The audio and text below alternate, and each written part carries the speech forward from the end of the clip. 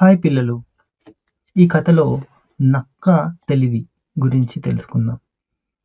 చిరుతపులికి తన చర్మం అందంగా ఉంటుందనే గర్వం రోజురోజుకి పెరిగిపోసాగింది. పెద్ద పులి కన్నా కూడా తాను గొప్పదాన్నని గర్వించసాగింది. చిన్న జంతువులన్నింటికీ దాని గర్వాన్ని భరించడం కన్నా మరో మార్గం లేకుండా పోయింది. నక్క మాత్రం చిరుతపులికి బుద్ధి చెప్పడానికి సమయం కోసం ఎదురు చూడసాగింది. ఆ రోజు నక్కని నిలబెట్టి చిరుతపులి తన చర్మం అందం గురించి ప్రగల్భాలు పలకసాగింది.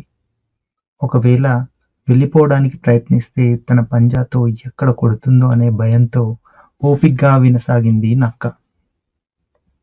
ఎంతసేపటికి తన ప్రగల్భాలు ఆపడం లేదు చిరుత. చివరికి విసిగి నక్క ఇలా అనింది, మానవుడు మనకన్నా బలహీనుడైనా మనకన్నా ఉన్నతంగా ఎందుకు జీవిస్తున్నాడంటావు అని చిరుతను అడిగింది నక్క. దానికి చిరుత ఎందుకంట అని అడిగింది. అతనికి అందమైన శరీరం ఉంది కాదు, అంతకన్నా గొప్ప బుర్ర ఉంది అంది నక్క సూటిగా చిరుతను చూస్తూ.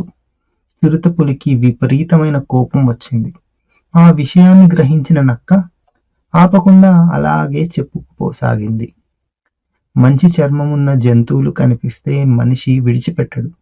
అందుకే నాకు మిమ్మల్ని చూస్తుంటే చాలా బాధేస్తోంది అంటూ అడిగో మనిషి వస్తున్నాడు అని మరి కొంచెం బిగ్గరగా అరిచింది నక్క. అంతే, మరు క్షణంలో చిరుత అక్కడి నుండి మాయమైపోయింది.